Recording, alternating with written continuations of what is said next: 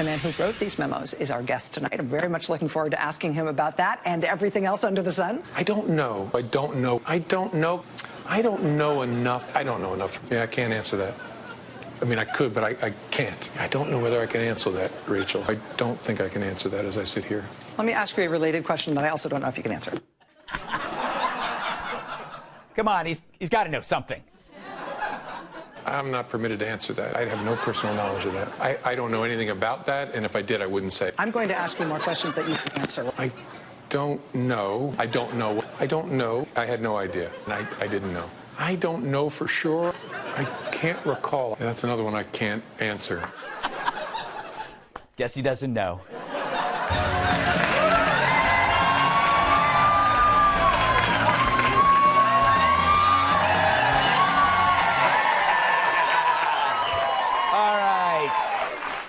Comey, Stormy, two peas in a pod. One had a book, another had a sketch. And they tried to outdo each other in a game of publicity ping pong. I thought, honestly, that he was, sort of handsome. You realize I'm actually kind of an honest idiot? I have, bodyguards, and you don't even want to know their food bill. I think I'm a good person where I've lied. My baby had a blowout in her diaper. During the salad before the shrimp scampi. I'm a better actress than he is. There might be green men out there. Women like me matter. I don't want to be too tough on myself. I'm done being bullied. It sucked.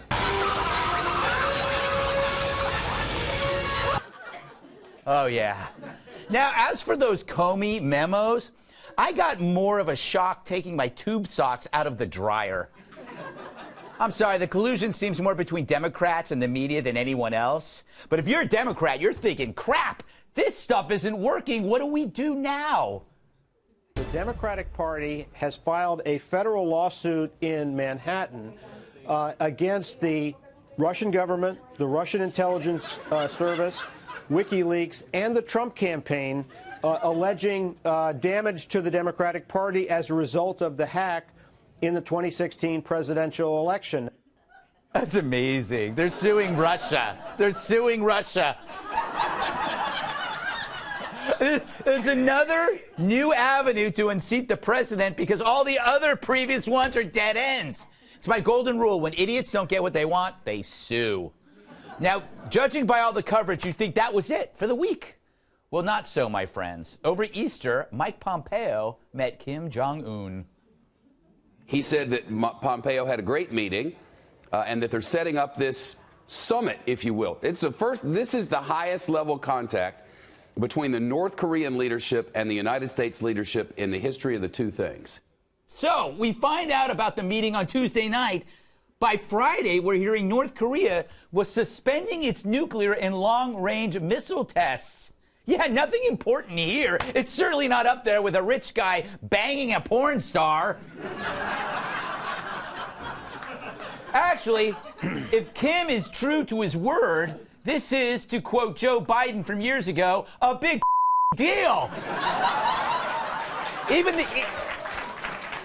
the guy on CNN admitted it. This is an extraordinarily significant development and, frankly, a huge win for President Trump. Kim has a funny voice.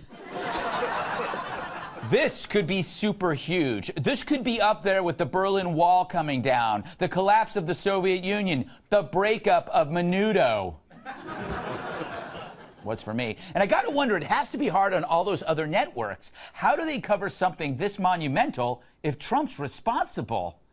And what if Dennis Rodman helped? It's possible. I owe him an apology. Fact is, if Trump solves North Korea, make some room for him on Rushmore. And if you factor in other accomplishments, ISIS, the economy, China, you might need to clear off the whole damn mountain. So where does this leave the never-Trumpers?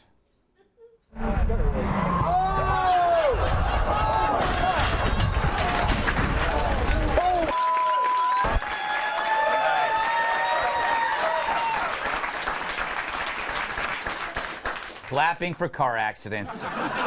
Terrible audience we have here. It's time for an intervention. Think about what they're doing, obsessing over a decade-old sex romp while the world stage changes. Now, think about the collapse of the USSR. What if the MSNBCs of today were around back then? They'd be doing a town hall on the secret sexism of leg warmers.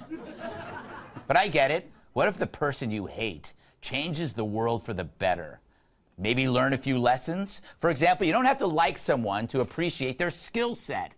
I mean, yeah, maybe Trump is like a mafia don, but maybe a mafia don is what you need to get certain people to listen. Trump said fire and fury and the media laughed, but Kim didn't. He got it. It was his language. Trump seems to do this with every issue, and it works. His presence, it's like a laxative in a brownie. He gets everyone going. I think I've used that joke before. And yeah, even I admit it's crazy if the guy from The Apprentice brings world peace. It's crazy.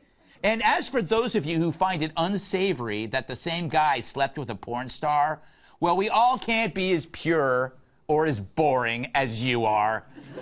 Fact is, if you're a billionaire living the life in New York City, I think it's against the law if you don't sleep with a porn star. But for all you generic anti-Trumpers, it's time to admit this whole Stormy saga has really got nothing to do with defending the honor of a porn star. You don't care about her. She's just a prop to be used to unseat a president. She was used in films, and now she's being used on cable news. It's all just an extended bitter tantrum caused by an election, which is fine. But if your petty emotions get in the way of something that could make the world a better and safer place, then you're a loser. And you will not be invited to the Korean Unification Party to be held at an undetermined location. But I'm thinking it's Dobbs Place.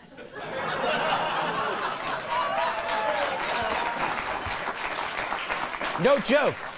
He has a hot tub that seats 240.